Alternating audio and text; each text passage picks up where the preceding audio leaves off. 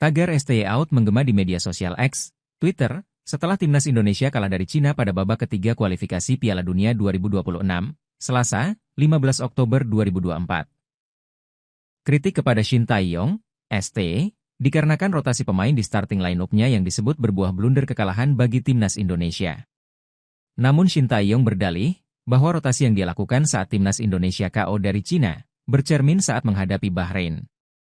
Perjuangan timnas Indonesia di kualifikasi Piala Dunia 2026 sempat mendapat pujian lantaran mampu menahan imbang tim-tim kuat seperti Arab Saudi dan Australia.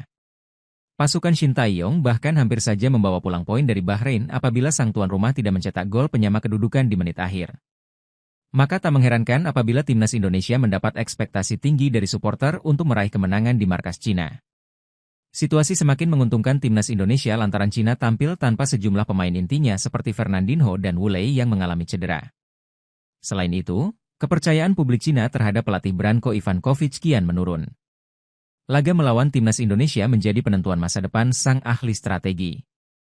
Sesuai prediksi, timnas Indonesia tampil menekan, terbukti penguasaan bola skuad STY mencapai lebih dari 70% dan tembakan ke gawang sebanyak 14 kali.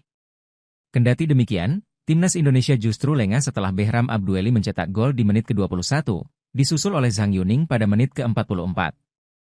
Meski terus menekan sang tuan rumah, namun timnas Indonesia hanya mampu mencetak 1 gol melalui Tom Haye pada menit ke-86 dan hingga akhir laga skor tetap 1-2 untuk Cina. Hasil ini membuat timnas Indonesia tidak beranjak dari posisi kelima klasemen grup C kualifikasi Piala Dunia 2026 dan menunda ambisi mereka untuk keempat besar. Kekalahan timnas Indonesia atas Cina kemudian menjadi bahan perbincangan warganet di media sosial.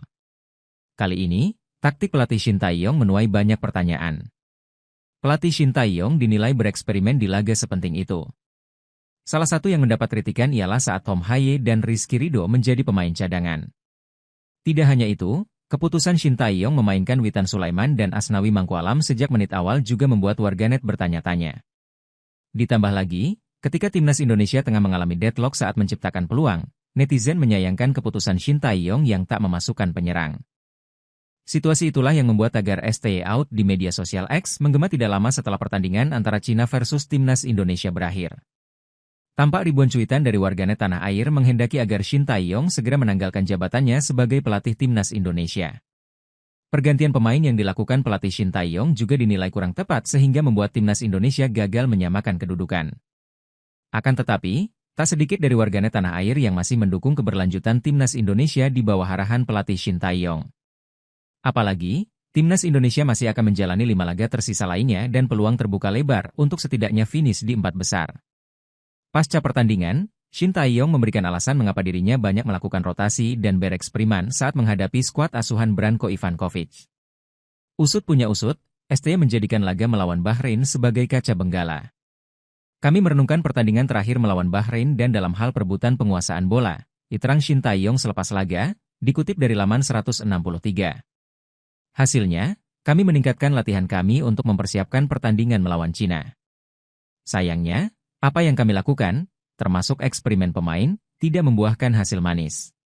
Kami terlalu sedikit dalam melepaskan tembakan, pungkas pelatih asal Korea Selatan.